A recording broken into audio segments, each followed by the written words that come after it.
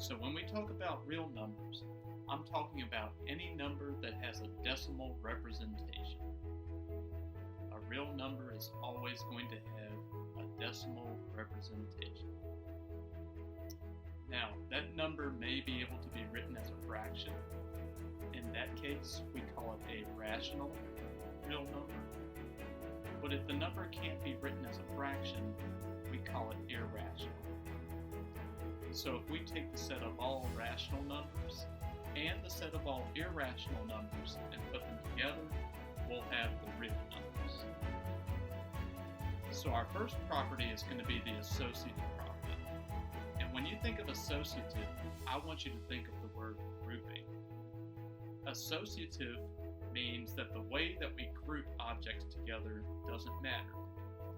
When we do addition, we can write the associative property as this, where we group A and B together. And that would be the same thing as if we took those same three elements and grouped B and C together. So no matter which way you group three objects, the associative property says you'll get the same thing at the end. And you can also do this with multiplication. You can multiply two things together and then a third, and that'll be the same thing as grouping the last two objects together. So the way you group things does not matter in the associative property. When we talk about commutative property, when we think of commutative, I want you to think of the word order. So the order in which we add things doesn't matter. So I can take two real numbers, A and B, and I can add them and get the same thing as if I added B plus A. It may be in the reverse order, but the commutative property says that those two things would still be equal at the end. Note that this only works for addition and multiplication. So if we multiply two objects, the order doesn't matter. But if we do subtraction or division, the commutative property no longer applies. So if we did A minus B, that wouldn't necessarily be the same thing as B minus A. So the order doesn't matter in addition and multiplication, but when we're doing subtraction or division, the commutative property does not apply. Okay, so the next property is going to be called the distributive property.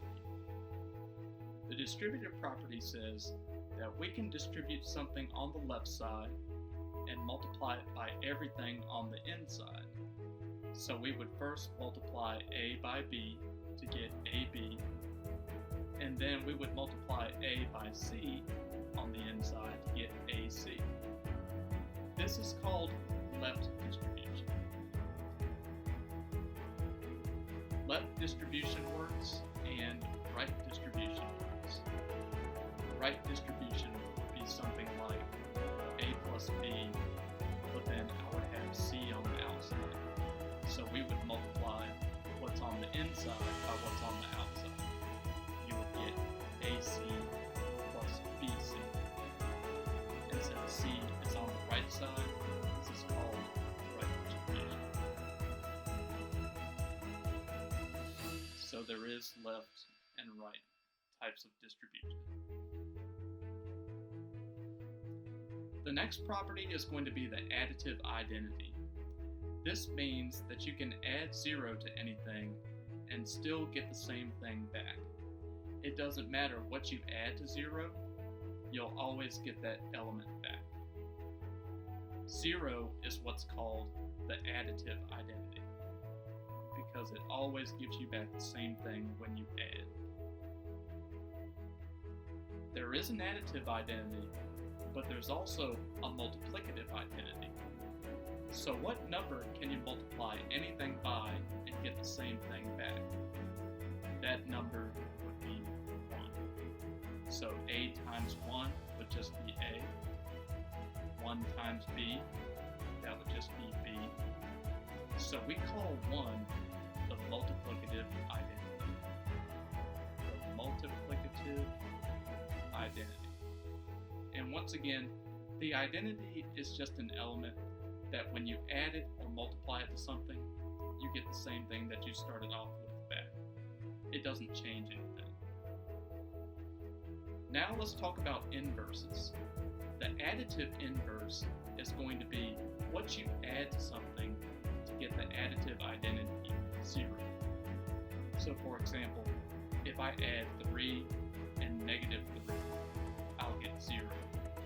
So we say that -3 is the additive inverse of positive 3. So this is the additive inverse of positive. And vice versa. We can say that this positive 3 is the additive inverse of -3. There's also what's called a multiplicative inverse. That means that we can multiply a number by something to get the multiplicative identity back. In this case, if we multiply a by the fraction 1 over a, we'll get 1 because the a's cancel out at the end.